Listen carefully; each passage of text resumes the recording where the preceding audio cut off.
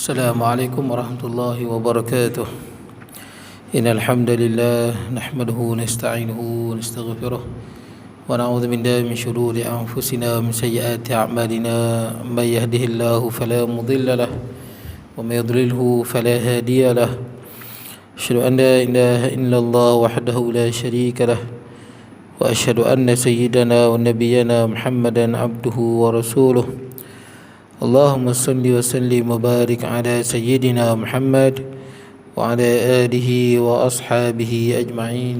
سبحانك لا علم لنا إلا ما علمتنا إنك أنت العليم الحكيم. رب اشرح لي صدري ويسر لي أمري واحلل عقدة من لساني يفقه قولي. اللهم لا سهل إلا ما جعلته سهلا وأنت تجعل الحزن والصعب إذا شئت سهلا. Wala haula wala quwwata illa billahil aliyyil azim. Amma ba'd. Hadirin sekalian yang dirahmati Allah, alhamdulillah pada malam ni kita dapat bertemu. Kita tengok kitab kita Rahiqul Makhtum. Kita berhenti muka surat 21. Ataupun tajuk besar dia adalah agama bangsa Arab. Jadi bagaimana agama bangsa Arab sebelum diutusnya Nabi sallallahu alaihi wasallam. Baik, jadi sebelum ni kita dah sebut bagaimana agama bangsa Arab ni mula-mulanya dia ikut ajaran Nabi Ibrahim AS dan ajaran Nabi Ismail AS. Lama kemudian datanglah seorang lelaki yang bernama Amr bin Luhai. Amr bin Luhai, seorang ketua Bani Khuza'ah. Dia ni seorang lelaki yang berakhlak mulia, menghormati orang, pemurah, suka tolong orang, dan kaum dia sangat sayang pada dia lah. Sangat sayang pada Amr bin Luhai. Jadi Amr bin Luhai ni asalnya betul lah dia ikut ajaran Nabi Allah Ismail AS. Kemudian bila dia berdagang, dia pergi ke Syria ataupun Syam, Syria sekarang lah. Pergi di sana dia tengok orang Syria sembah berhala. Jadi dia datang satu idea. Dia fikir apa? Syria ni ataupun Syam ni adalah tempat banyaknya Nabi. Memang Nabi banyak diutuskan di Syria ataupun Syam, banyak Nabi di situ. Jadi dia rasa macam mustahil lah sembah berhala ni salah. Dia buat kesimpulan macam tu. Dalam agama tak boleh buat kesimpulan macam tu. Baik, kemudian dia anggap betul lah tu.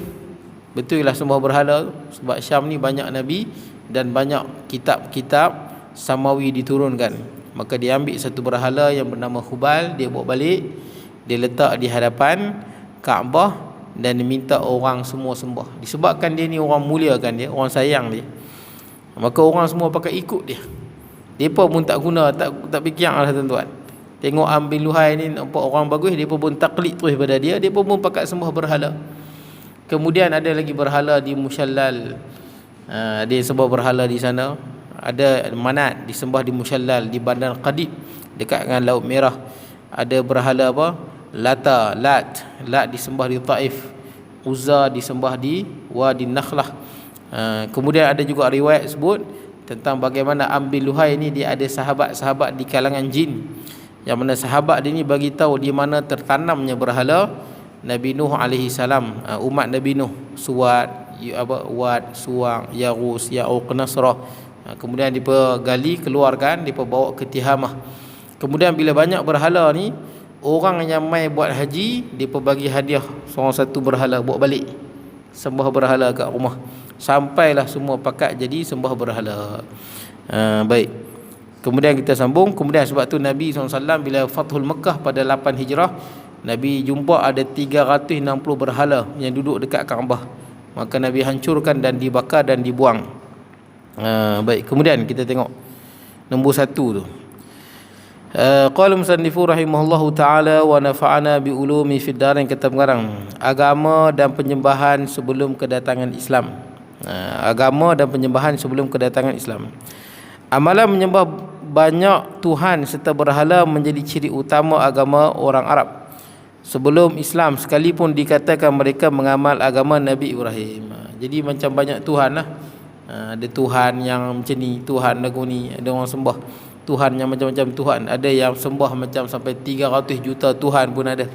Ada yang kata apa, Tuhan mencipta, Tuhan pemusnah, Tuhan cinta, Tuhan kasih sayang, macam-macam tuan-tuan. Jadi benda ni dah lama dah tuan-tuan. Yang menganggap Tuhan ni ada banyak Tuhan. Kalau orang Parsi dulu dia sembah dua. Satu Tuhan cahaya, Tuhan baik. Satu lagi Tuhan kegelapan, Tuhan yang menciptakan kejahatan. Baik. Kemudian tradisi dan upacara penyembahan berhala kebanyakan dia dicipta oleh Am bin Luhai. Am bin Luhai dia yang mereka, tuan-tuan. Sebab tu seorang, tuan-tuan, seorang saja kadang-kadang dia boleh bawa masalah yang cukup besar. Pada zaman Sayyidina Osman bin Affan, seorang lelaki yang bernama Abdullah bin Sabah, dia punya perangai je. Dia sebarkan fitnah, sampailah jadi pemberontakan dan sampailah Sayyidina Osman dibunuh. Seorang je, tuan-tuan. Kalau kita tak ditangani dengan baik, seorang tu boleh bawa malapetaka yang besar. Seorang kalau dia ada pengaruh. Macam zaman Bani Umayyah, ada seorang gubernur yang cukup jahat dan zalim, nama dia Hajjaj bin Yusuf As-Saqafi. Seorang dia ya. Seorang dia, tapi pengaruh dia hebat. Pandai peperangan, seorang yang kejam, bijak berbicara. Dia bunuh orang 120,000 dia tak bagi makan. Kejam Hajjaj. Walaupun dia ada jasa di dalam Quran, tapi kejam-kejam lah. 120,000 dia tangkap, tak bagi makan, mati. Baik, jadi seorang punya perangai, tuan-tuan, dia boleh bawa malapetaka yang besar. Perang dunia yang kedua, Hitler seorang, Hitler dia pergi serang Poland, jadilah perang dunia. Tidak tak jadi perang, dia serang Poland, mai orang ni backup, mai Jepun, Itali backup dia, jadi terus perang dunia. Siapa mula dulu? Hitler mula dulu. Seorang punya pasal, tuan-tuan. Seorang punya pasal dia boleh jadi perang dunia kedua yang mengorbankan 56 juta orang. Tuan-tuan cuba baca sejarah apa? Timur Leng ni dia orang Islam. Dia akidah ahli sunnah. Dia bertarekat Naqsyabandiyah, tapi dia seorang pemimpin yang zalim dan kejam. Timur Leng. Dia buat apa? Timurid. Tuan-tuan baca Timurid. Dinasti Timurid. Dia ni orang Islam. Tapi dia ni sibuk bila dia jadi pemimpin, dia nak satukan semua negara Islam di bawah dia. Dan dia waktu dia melebarkan empire dia bunuh orang lebih 40 juta dia bunuh. Sakan enggak Timur Leng ni. Dia Islam. Tapi cara dia memang kejam lah. Terutama waktu dia nak apa? Dia nak tawan India. Masa tu banyak orang yang dia bunuh. Timur, seorang dia, tuan-tuan. Timur Leng. Tapi dia kejam, dia bijak, dia boleh buat kacau satu dunia, tuan-tuan. Genghis Khan, Hulagu Khan, tu macam sejarah dia. Genghis Khan, macam mana dia boleh satukan apa? Mongol yang lemah tu. Mongol yang lemah, Genghis Khan tu. Dia satukan semua jadi bangsa yang kuat. Dan dia apa? Melebarkan dia punya empire dia. Dia membunuh 46 juta lebih kurang masa dia nak lebarkan. Yang Timur Leng saya sebut tadi tu orang Islam, tapi dia keturunan Genghis Khan lah, tapi dia masuk Islam.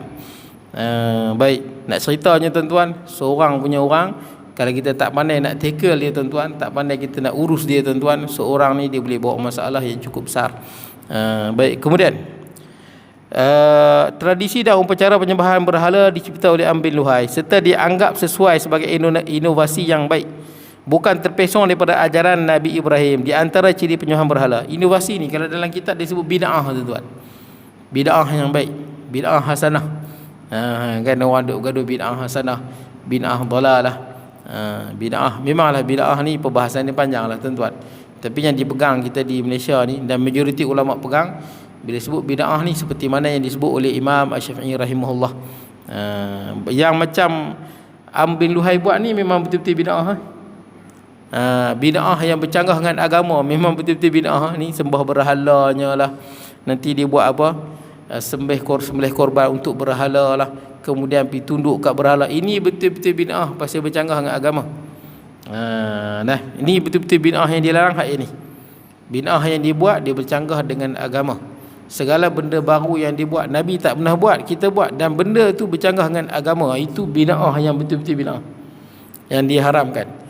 Tapi kalau bid'ah yang mana tidak ada percanggahan, cuma kaedah, cara dia, pengumpulan, itu bid'ah dari segi bahasa, bukan dari segi syarak. Benda itu baru, tapi benda itu tak ada larangan. Macam tuan-tuan buat tahlil. Dalam tahlil ada apa? Tuan-tuan baca Quran, betul tak? Ada tak perintah baca Quran? Ada dalam keumuman dalil baca Quran. Apa lagi tuan-tuan buat dalam tahlil? Tuan-tuan selawat. Ada tak selawat dalam hadis? Ada, termasuk dalam keumuman. Dalam tahlil kita buat apa lagi? La ilaha illallah, la ilallah. Ada tak? Ada hadis Nabi, jaddidu imanakum bila ilaha illallah, perbaharuilah iman kamu dengan la ilaha illallah. Lain negara lain kafiat tahlil dia, tuan-tuan. Di negara lain. Kalau belah-belah Arab dia ada juga lain sikit. Tapi ala kulli hal masih lagi dalam ruang lingkup yang dibenarkan. Yang salahnya buat majlis tahlil pi berjoget campur laki perempuan. Itu betul-betul bid'ah. Hak bercanggah dengan agama. Macam Imam Syafi'i sebut dalam kitab al-bid'atu bid'atan. Bid'ah itu ada dua. Dia ada apa? Bid'atul mahmudah wa bid'atul mazmumah. Bid'ah yang terpuji dan bid'ah yang dicela. Fa ma wafaqa sunnah fa huwa mahmud. Apa yang sesuai dengan sunnah, yang mana dia benda baru tu dan dia tak bercanggah dengan sunnah, maka dia terpuji. Apa sahajalah tuan-tuan benda baru yang tuan-tuan buat dan tak bercanggah dengan sunnah, dia termasuk dalam benda yang terpuji. Termasuklah tuan-tuan baca Yasin malam Jumaat, ada setengah masjid baca apa Al-Mulk sebelum Al-Mulk kan habis Isyak. Ini termasuk dalam benda baru tapi tidak ada percanggahan dengan agama. Tidak ada percanggahan dengan agama, cuma kaedah saja yang kita buat tuan-tuan, kaedah dia saja. Maulidur Rasul, Maulidur Rasul kan, Maulidur Rasul. Walaupun tuan-tuan ada sebahagian orang yang mengaji di Arab Saudi dululah, sekarang ni saya tak tahu. Biasanya bila musim Maulidur Rasul, adalah sebahagian doktor-doktor di universiti tu dia bagi tahu, jangan sambut Maulidur Rasul, dia adalah bid'ah dan bid'ah ni sesat, masuk neraka. Kalau hang mengaji di sana, tuan-tuan jangan mengaji di sana. Dia bagi tahu macam tu. Lah ni saya tak tahulah macam mana tuan-tuan. Jadi Maulidur Rasul ni tuan-tuan, kita nak kata bercanggah tang mana? Betul tak? Kita buat apa? Kita cerita sirah Nabi. Bagus tak bagus tuan-tuan? Baguslah. Bila lagi nak baca sirah Nabi tuan-tuan? Bila lagi kita nak baca apa? Cerita Syama'il Muhammadiyah, cerita sifat-sifat Nabi. Masa ni lah tuan-tuan. Sebab tu ada sebahagian negeri, dia nak sambut Maulidur Rasul tapi dia rasa macam malu nak guna Maulidur Rasul, dia ubah nama Zikrar Rasul. Dah sama ya. Zikrar Rasul Maulidur Rasul sama. Sama tuan-tuan. Nak cerita apa? Yang penting pengisian dia apa? Pengisian dia majlis ilmu, kemudian buat makan. Buat makan ada it'am ta'am, Nabi sebut, boleh mengeratkan kasih sayang, buat makan. Panggil orang ramai buat makan. Kita buat macam tu. Benda itu untuk mengeratkan hubungan tu. Semua ada kaedah dia. Cuma masa dia bersempena itu saja. Yang salahnya buat Maulidur Rasul campur laki perempuan, bukan aurat, berjoget, menari. Itu memang bid'ah, bercanggah dengan agama. Jadi Maulidur Rasul tuan-tuan, tak ada sebab lah tuan, sebab tuan-tuan boleh baca Maulidur Rasul ni, kebanyakan ulama setuju tuan-tuan. Kebanyakan ulama setuju. Sebab tu Imam Al-Bukhari rahimahullah dalam kitab dia Al-Adab Al-Mufrad, dia sebut kan bagaimana Abu Lahab yang gembira dengan kelahiran Nabi SAW, sehingga Abu Lahab ni diringankan azab dia pada hari Isnin. Kerana apa? Dialah orang paling gembira dengan kelahiran Nabi SAW. Saya tahu riwayat dia ada, Imam Bukhari tak sebut apa sanad dia. Dia tak ada sikit, dia mu'allaq taqlid. Ala kulli hal, riwayat yang dhaif boleh diamalkan. Kalau betul-betul dhaif lah. Kalau betul-betul riwayat itu boleh diamalkan dalam fadail. Hatta dhaif ke sahih ini termasuk dalam ruang lingkup ijtihad, bukan mutlak ijtihad para ulama. Baik tuan-tuan, kemudian kita tengok jadi ini bid'ah ni lah. Ni yang kata bid'ah yang tak elok ini ni. Ini betul-betul bid'ah dhalalah. Nah, betul-betul Nabi sebut wa iyyakum muhdatsatil umur, dan kamu berhati-hatilah kamu dengan benda baru, fa inna kullu muhdatsatin bid'ah, setiap benda yang baru itu bid'ah, wa kullu bid'atin dhalalah, setiap yang baru itu sesat. Macam ambil duhai ni buat. Ini contoh dia. Baik, apa dia tuan-tuan? Di antara ciri penyembahan berhala, ini bid'ah yang dia buat. Yang pertama, penumpuan kendiri terhadap berhala serta memohon perlindungan daripada mereka, menyeru nama-nama berhala, mohon pertolongan agar terlepas daripada kesusahan, dan merayu agar permintaan dimakbulkan dengan harapan bahawa patung itu, yakni Tuhan-Tuhan orang panggang, akan berunding dengan Allah bagi memenuhi hasrat orang ramai. Itu yang kata syirik. Dia pun bukan tak percaya pada Allah, percaya, tapi berhala ni juga ada sedikit seolah-olah mendapat mandat daripada Tuhan untuk mengurus alam. Berhala tu seolah-olah ada kuasa divinity, ketuhanan padanya. Jadi tak boleh doa terus pada Allah, kena melalui berhala ni. Pasal apa? Berhala ni lah nanti dia berunding dengan Allah. Itu kepercayaan dia macam tu. Itu kita panggil syirik. Musyrik. Apa itu musyrik? Dia percaya pada Tuhan, tapi dalam masa yang sama ada selain pada Allah yang ada kuasa ketuhanan juga. Itu panggil syirik. Syarik bagi Allah. Kita sebut la syarikalah.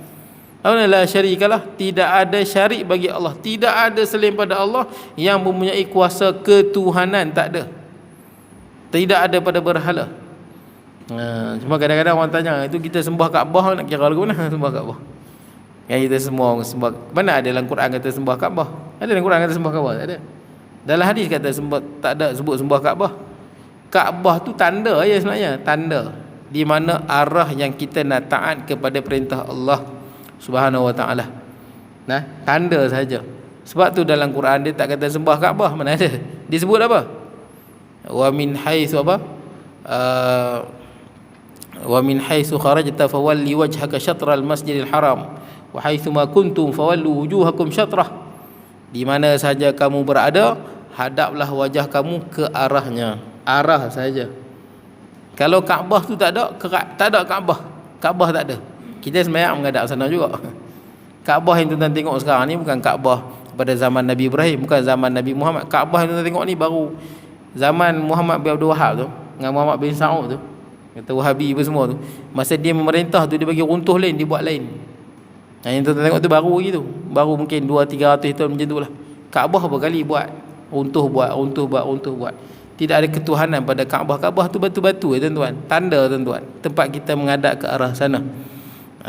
Begitu tuan. Itu Kaabah kita semayang. Kaabah semayang, kita bersolat adalah Kaabah. Kita berdoa, mana kiblat doa? Kiblat doa adalah langit. Tu kita angkat tangan. Kiblat doa langit. Kiblat doa di langit. Adapun kiblat semayang adalah di Kaabah. Jadi kita semayang menghadap Kaabah, itu tanda kita taat pada Allah Subhanahu Wa Taala. Itu perintah Allah Taala. Sebab tu berapa kali bagi runtuh bina lain, bagi runtuh bina lain. Itu hanya tanda je tuan-tuan ke mana arah kita nak menghadap wajah kita. Baik, kemudian di antara ciri penyembahan berhala ialah penumpuan ke diri terhadap berhala serta memohon perlindungan daripada mereka. Nampak? Minta pada berhala tu. Kita minta kat Kaabah tuan-tuan. Jangan minta kat Kaabah. Kita minta pada Allah. Cuma Allah jadikan di dunia ni ada tempat-tempat yang berkat. Tempat-tempat yang Allah jadikan padanya kelangsungan kebaikan. Tempat-tempat yang tuan-tuan kalau doa mustajab, digandakan pahala, itu tempat berkat. Allah Ta'ala langsungkan kebaikannya di situ. Tuan-tuan berdoa di multazam, betul tak? Kan mustajab di situ. Doa dalam Kaabah. Yang memustajabkan Allah Subhanahu Wa Taala, tapi Allah Taala jadikan di bumi ni ada tempat-tempat yang afdal. Macam Mekah, Madinah, Masjidil Haram, Masjidil Aqsa, Masjidil Nabawi, tempat-tempat itu. Kenapa tuan-tuan, kalau orang tanya lah, kenapa kita tak sembah Allah Taala terus? Sembah Allah Taala. Kenapa Allah Taala tak turun ke dunia? Kan orang ni macam-macam dia fikir dalam kepala ni. Tuan-tuan, dunia yang kita duduk ni, dunia ni fana. Dunia ni dia akan binasa. Semua akan binasa. Semua. Kita akan mati dan kita akan menjadi tanah. Gunung ganang tuan-tuan, kalau jadi gempa bumi pun hancur. Semua akan hancur. Dunia ni dunia yang fana. Dia bukan kekal tuan-tuan. Jadi dunia yang tidak layak bagi keagungan dan kebesaran Allah tuan-tuan, untuk apa? Menetap atau berhajat kepada sesuatu yang fana. Jadi tuan-tuan, sebab tu nanti Nabi Musa AS bila nak tengok Allah kan tak boleh. Nabi Musa waktu di Bukit Tursina kan Nabi Musa bercakap dengan Allah. Dan bila bercakap dengan Allah ni nikmat, Nabi Musa nak tengok Allah. Rabbi arini anzur ilaik, wahai Tuhan, perlihatkanlah zatmu, aku nak tengok. Kata Allah apa? Qala lan tarani, kata Allah, kau selama-lamanya takkan boleh tengok. Selagi mana di dunia takkan boleh tengok. Dunia ni semua fana, akan hancur semua. Semua akan hancur. Kemudian kata Allah SWT, walakin inzur ilal jabal, nak tengok juga zat aku, tengok gunung. Fa in istaqarra makanahu fasawfa tarani, kalau gunung tu kekal, kau akan lihat aku. Bila Allah zahirkan zat Allah pada gunung, berkecai gunung. Hancur gunung. Gunung tuan-tuan, gunung, bukan bukit, gunung. Gunung besar pada bukit. Bukit Tursina tu, gunung Tursina tu besar. Tak sampai ke puncak pun stamina kuat 5 jam nak sampai atas. Hancur. Fa kharra Musa sa'iqa, Nabi Musa pingsan tuan-tuan. Tapi di syurga kita boleh tengok Allah Subhanahu Wa Taala. Pasal apa? Syurga Allah Taala jadikan dia kekal. Allah kekalkan. Allah Taala jadikan syurga dan Allah kekalkan selama-lamanya. Allah Taala jadikan ahli syurga dan Allah Taala kekalkan ahli syurga. Sehingga ahli syurga ada tubuh badan yang Allah kekalkan. Dan Allah Taala berikan kemampuan untuk kita melihat zat Allah Subhanahu Wa Taala. Dunia ni tuan-tuan fana. Dunia ni binasa. Kemudian, jadi di dunia ni tuan-tuan kita taat pada Allah, itu saja. Di dunia ni taat pada Allah Subhanahu Wa Taala. Bagaimana perintah Allah, begitulah kita taat pada Allah Subhanahu Wa Taala. Kemudian dan merayu agar permintaan dimakbulkan dengan harapan bahawa patung-patung itu, iaitu Tuhan-Tuhan orang pagan, akan berunding dengan Allah bagi memenuhi hasrat orang ramai. Kita menghadap Kaabah, tak ada pun orang Islam yang minta Kaabah, wahai Kaabah tolonglah, wahai Kaabah. Kalau ada orang buat lagu tu, syirik. Kita tak minta pada Kaabah. Minta kat siapa tuan-tuan? Allah. Cuma di dunia ni adalah tempat-tempat yang mulia, ada tempat-tempat yang hina, betul, tempat-tempat maksiat dan sebagainya, tempat-tempat yang kotor. Baik, kemudian yang kedua, melakukan ibadah haji dengan menyembah berhala, tawaf di sekeliling mereka, penyerahan kendiri dan bahkan baring menerak di hadapan berhala. Nampak? Kita tak buat macam tu. Tak ada orang pergi menerak depan Kaabah pun tak ada. Sembah Allah Subhanahu Wa Taala, tuan-tuan. Baik, jadi depa tawaf. Kenapa depa tawaf lagi buat haji? Sebab ini ajaran, masih lagi tersisa ajaran Nabi Ibrahim alaihissalam, tapi dah depa masuk benda bid'ah, modification, daripada tambah benda-benda baru, tuan-tuan. Baik, kemudian yang ketiga, mohon direstui berhala melalui pelbagai usaha korban dan pengorbanan seperti disebut dalam Al-Quran. Buat pengorbanan untuk berhala. Kadang orang sembelih kan untuk berhala, sembelih ayam lah, semua berhala. Sembelih untuk berhala tak boleh makan. Benda-benda yang diberikan pada berhala tak boleh makan. Dulu-dulu tuan-tuan, kan ada orang letak buah kat berhala kan. Tu budak Melayu ambil makan, tuan-tuan. Sebenarnya tak boleh makan. Tak boleh makan. Pasal benda tu benda yang telah dihidangkan pada berhala. Dia tak boleh. Termasuklah benda yang disembelih atas berhala. Dia tak boleh sebenarnya makan benda tu. Benda yang diberikan pada berhala sebagai sembahan. Macam tuan-tuan tengok yang di Palu tu, di Palu gempa bumi tu kan, yang mati ramai orang. Dia pun orang Islam, tapi dia pun ada satu budaya ataupun satu ritual yang bercanggah dengan agama, iaitu depa buat ritual pemujaan laut. Dia pun selalu puja laut, seolah-olah laut ni ada satu kuasa ketuhanan sebagainya lah. Kalau tak bagi hidangan pada laut, maka laut akan datangkan bencana dan sebagainya. Kan ada tu, tengok ritual di Palu tu, yang dia buat macam hiasan cantik dengan berbagai-bagai makanan dan sebagainya. Dia pun lepas. Dah ada orang tengok berkali-kali, sehinggalah jadi gempa bumi yang mengorbankan ramai orang, terkorban kan, gempa bumi di Palu. Itu benda-benda syirik lah, tuan-tuan. Tak boleh kayak hidang pada orang. Benda gaib ni, tuan-tuan, yang kita sembah, kita mohon pertolongan tadarruan wa khufyah, dengan merendahkan diri dan takut, hanyalah pada Allah Subhanahu Wa Taala. Baik, ada pun manusia yang depan-depan kita ni, kita minta tolong atas dasar sebab musabab. Tayar kita pecah, panggil mekanik minta tolong pancit, itu sebab musabab. Sebab dia boleh tolong dengan sebab musabab. Hakikatnya semua, tuan-tuan, tak bergerak satu zarah pun melainkan dengan izin Allah Subhanahu Wa Taala. Benda gaib minta pada Allah Taala saja.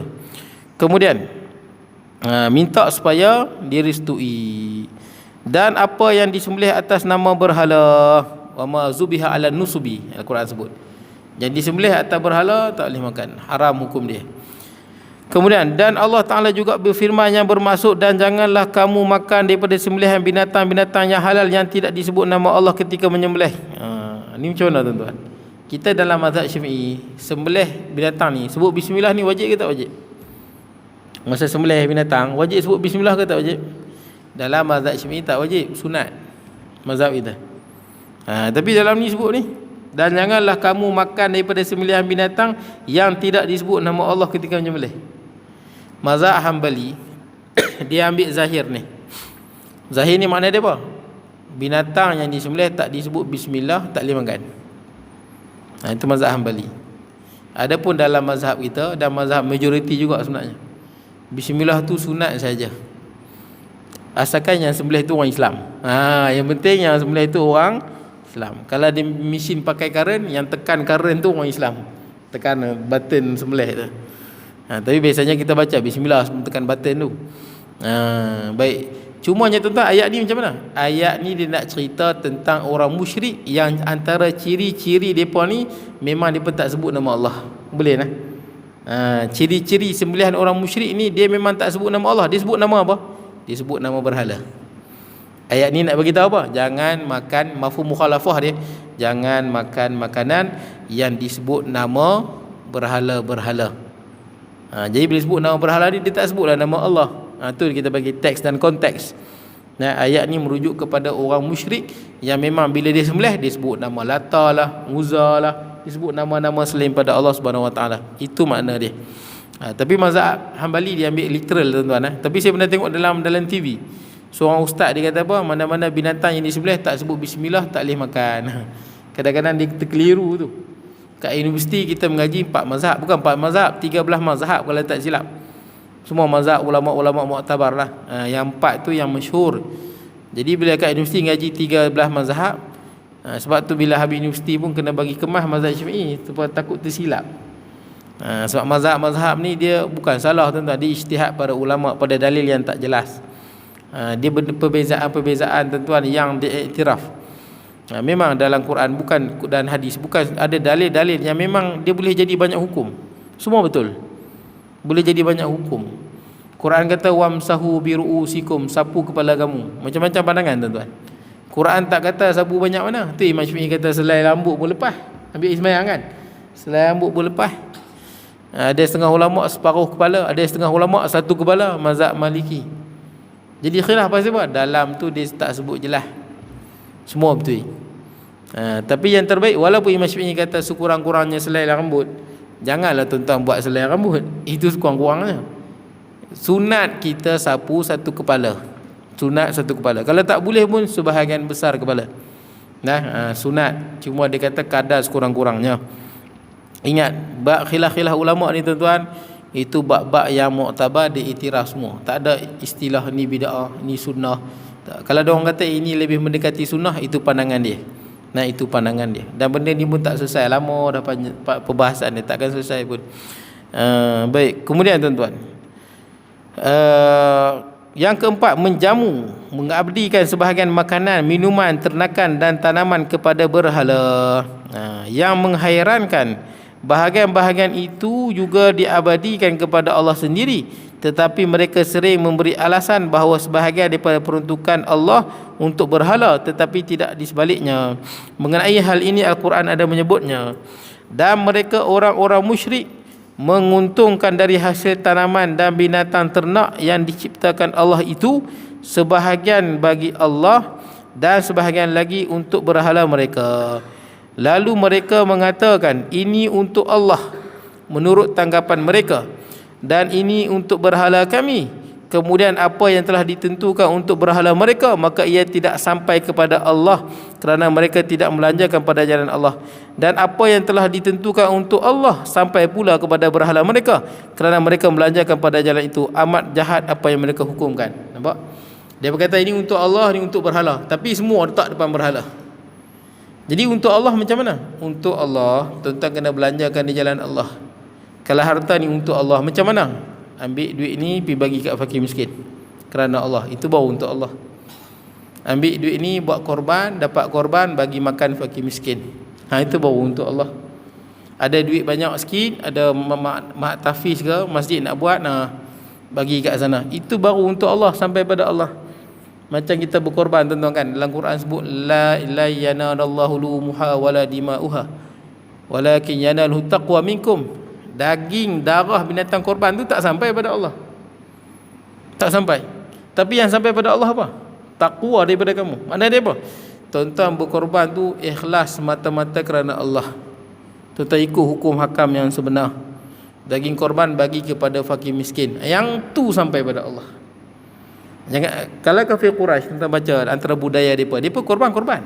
Depa buat budaya ibadah Nabi Allah Ibrahim depa buat. Tapi depa buat macam mana? Depa sembelih daging korban, depa ambil darah tu, depa lak kat Kaabah. Kononnya bila lak kat Kaabah sampai pada Allah. Tak? Sampai pada Allah dengan keikhlasan. Keikhlasan.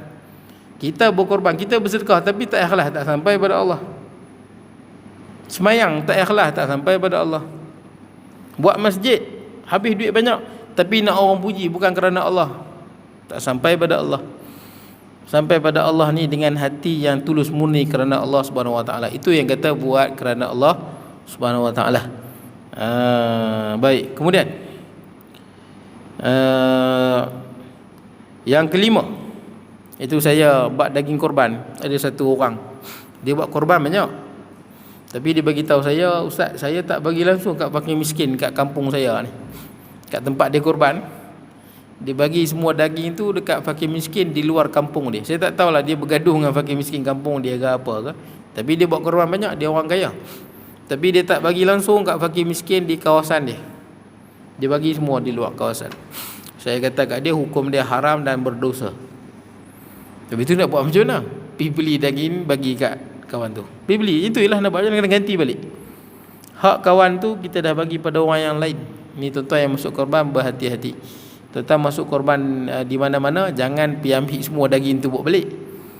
Kalau tuan-tuan masuk korban di mana, tahu tuan-tuan masuk korban di tempat lain kan, tuan-tuan masuk korban di simpang, jangan bawa balik semua main sini. Kena bahagi sebahagian pada fakir miskin di sana, baru yang lebihnya bawa balik main sini. Di mana daging korban tu disembelih, pastikan sampai sikit pada fakir miskin di situ. Tuan-tuan nak bawa balik yang lain, nak buat BBQ ke apa, terpulang. Tapi mesti sampai mentah kepada fakir miskin. Itu saya bagi tahu kat dia, bagi macam mana pergi beli lain, ganti. Beli yang mahal-mahal, batang pinang ke apa ke, bagi kat fakir miskin. Kalau betul-betul kita berkorban kerana Allah, ingat daging korban ni bagi yang terbaik pada fakir miskin. Itu yang betul-betul terbaik. Tulang ke apa, hak bagus-bagus ni tuan-tuan, bagi kat fakir miskin. Habis itu saya pun nak makan, hampilah beli lain. Boleh je tuan-tuan ambil batang pinang, fakir miskin tuan-tuan bagi yang biasa, boleh je, dapat juga kat dia. Tapi kena bagi daging lah. Daging boleh je, tapi kurang lah pahala. Betul tak? Dalam Quran kata korban ni untuk fakir miskin. Fakulu minha, makan sikit. Wa at'imul ba'isal faqir, berilah kepada orang yang susah dan fakir. Itu baru korban. Itu Nabi bila sembelih 100 ekor unta, Nabi tak ambil banyak, Nabi serulum tangannya, angkat. Yang ada dalam tangan ni saja Nabi ambil untuk Nabi dan keluarga Nabi. Habis itu yang banyak semua untuk fakir miskin. Tukang lapah daging tak dapat. Tukang lapah daging tu semua dapat upah. Itulah korban Nabi dengan para sahabat. Tukang lapah, tukang sembelih, tukang apa semua ni, kalau dia fakir miskin dia dapat. Kalau dia bukan fakir miskin, dia dapat duit upah. Itulah korban yang sebenar-benarnya. Tapi di Malaysia macam mana? Dah jadi budaya lama dah. Tukang lapah apa semua dapat. Betul tak? Tukang sembelih semua dapat. Macam mana nak buat? Jadi fatwa kata boleh, dengan syarat dia dapat seperti mana orang lain dapat. Boleh lah. Maksud dia dapat atas dasar hibah. Hibah ni maksud dia orang tu bukan miskin dapat. Hibah. Macam tuan-tuan bagi daging korban kan. Ada kadang bila kita ustaz, orang bagi kita daging korban. Ni ustaz, saya sedekah pada ustaz daging korban. Tuan-tuan sebut sedekah. Kalau ustaz tu kaya, dia bukan sedekah, tu hibah. Sedekah ni dia fakir miskin, bu sedekah. Tuan-tuan jumpa kawan tuan-tuan, dia kaya, tuan-tuan kata, nah saya sedekah sikit daging korban. Tuan-tuan sebutlah sedekah, tapi dia bukan sedekah, dia hibah. Pasal dia bukan fakir miskin. Hibah dalam daging korban tak wajib. Hibah tak wajib, harus saja. Yang hak wajib mana? Tu fakir miskin, bagi sikit, kurang-kurangnya 1/3 lah tuan-tuan. Ada yang kata kurang lagi, tapi mesti sampai pada fakir miskin. Begitu tuan-tuan. Lepas ni tuan-tuan kalau masuk korban, ingat korban untuk fakir miskin. Pastikan di tempat tu kita kenal orang-orang yang susah, bagi daging-daging yang terbaik itu pada dia. Terbaik itu pada dia. Habis tu kita pun nak makan juga, buat BBQ, pergilah beli lain. Tapi tuan-tuan nak ambil pun boleh juga, tapi saya nak kata yang terbaik dia begitulah. Kita bagi pada fakir miskin. Baik, kemudian yang kelima, mengampu-ngampu berhala melalui nazar untuk menghadiahkan tanaman dan binatang ternak. Dan dalam hal ini Quran menyebutkan mengampu dengan nazar. Ini satu lagi, dia bernazar, kalau aku dapat sekian dan sekian, aku nak bagi kepada berhala ni sekian dan sekian. Kalau aku dapat begini dan begini, aku nak bagi pada Lata begini, aku nak bagi pada Uzza, nak bagi pada Hubal, nak bagi pada berhala ni lah. Kalau dapat. Dan kita tahu dalam Islam tuan-tuan, nazar ni tuan-tuan, ada nazar yang sangat yang dibenci tu, makruh. Nazar muallaq. Banyak orang buat kadang-kadang nazar ni tak bagus, makruh, dibenci dalam agama. Contoh nazar muallaq ni apa? Kalau aku sembuh lah, aku nak sedekah, aku nak sembelih seekor lembu lah buat makan dekat Qaryah Masjid Telekom ni. Kalau tak sembuh tak ada, makruh.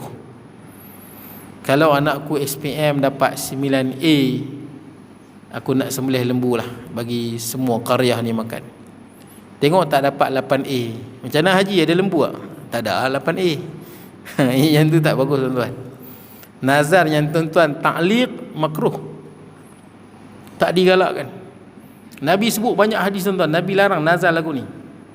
Nazar lagu ni dilarang. Tapi kalau tuan-tuan buat, tuan-tuan wajib laksanakan. Nabi sebut kata apa? La tanzuru, jangan kamu nazar.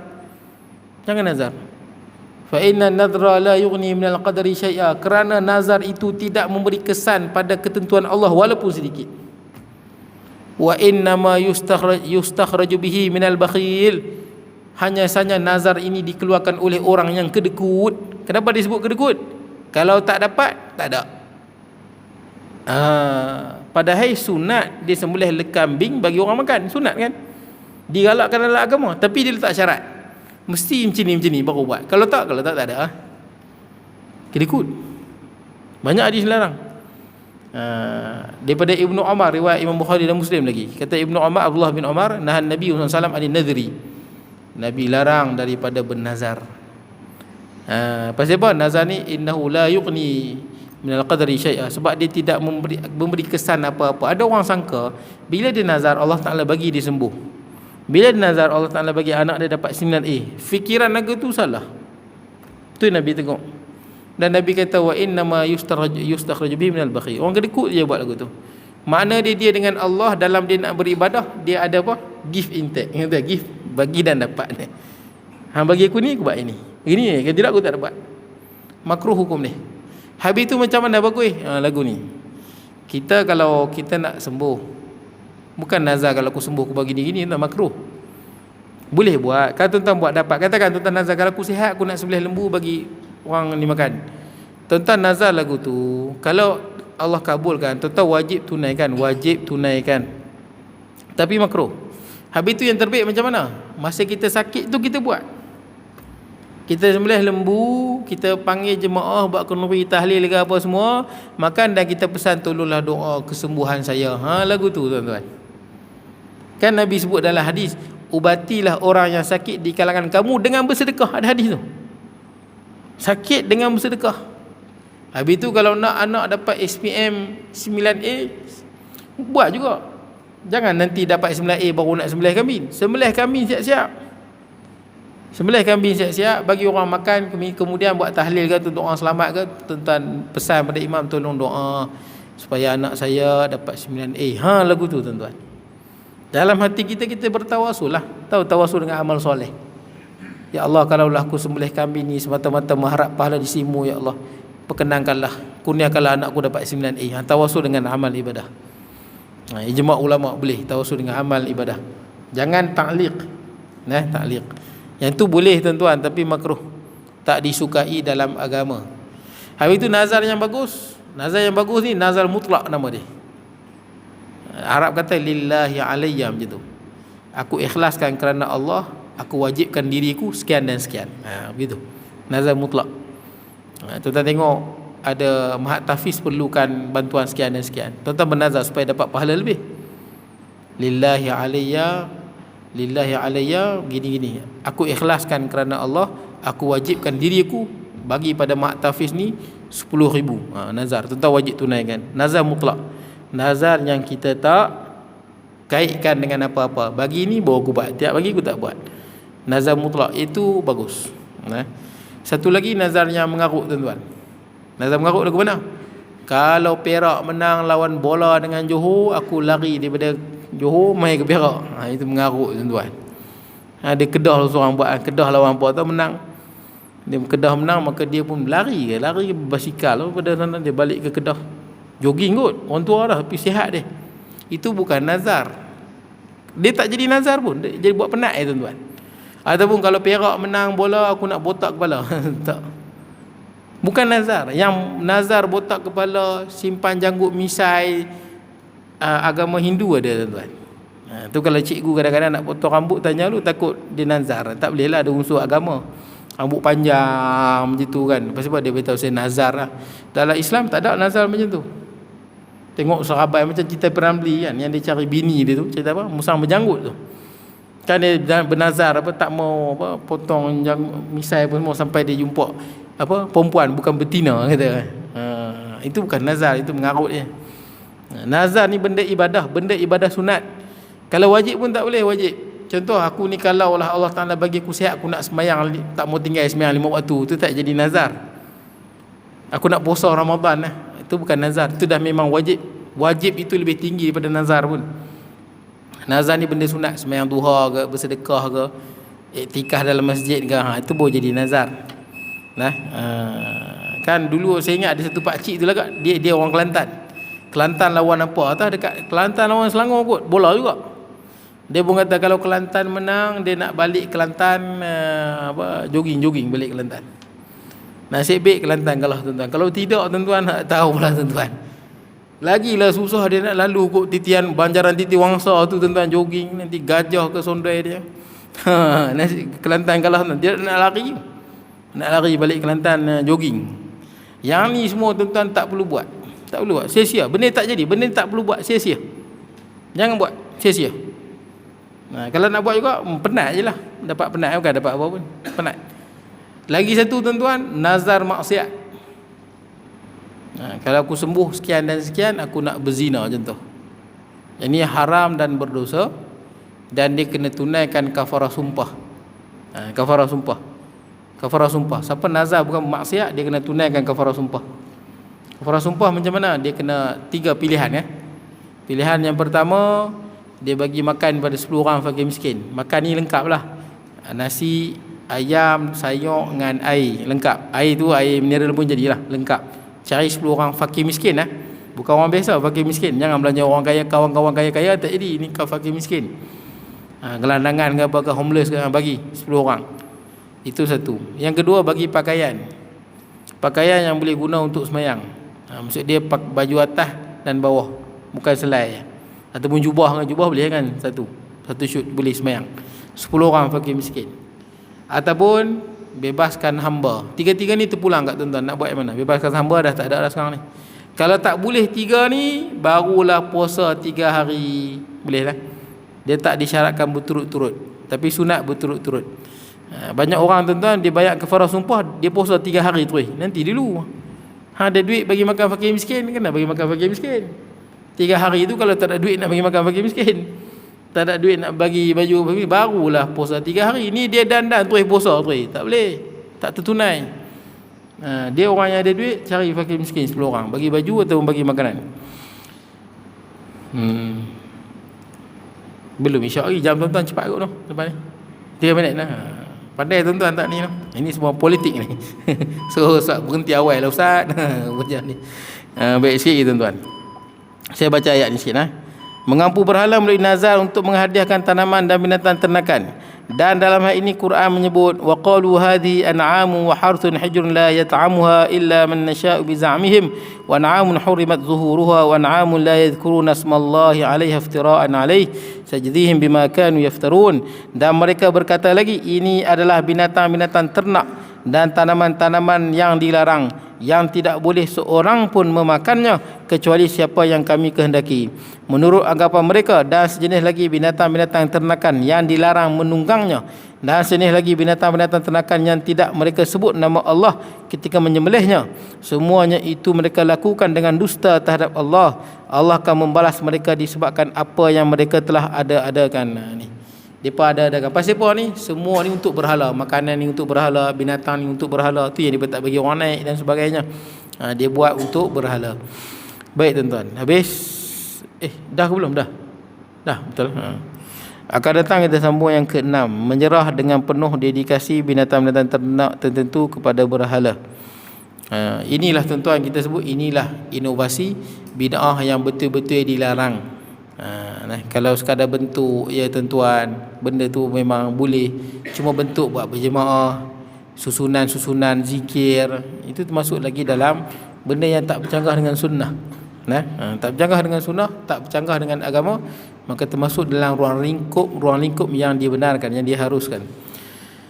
Baik tuan-tuan, saya mohon maaf kalau kurangan dan sebagainya. Aqul qawli hadza wa astaghfirullahal azim li wa lakum sa'al muslimin wa muslimat mu'minina wal mu'minat. Bismillahirrahmanirrahim. Allahumma ja'al jam'ana hadza jam'an marhuma, tafarraqana bima'li tafarraqa ma'sumah, wa la taj'al minna shaqiyya wa la mahruman wa la tulla wa sallallahu nabiyina Muhammad wa ala alihi wa sahbihi baraka wa sallam. Alhamdulillahirabbil alamin.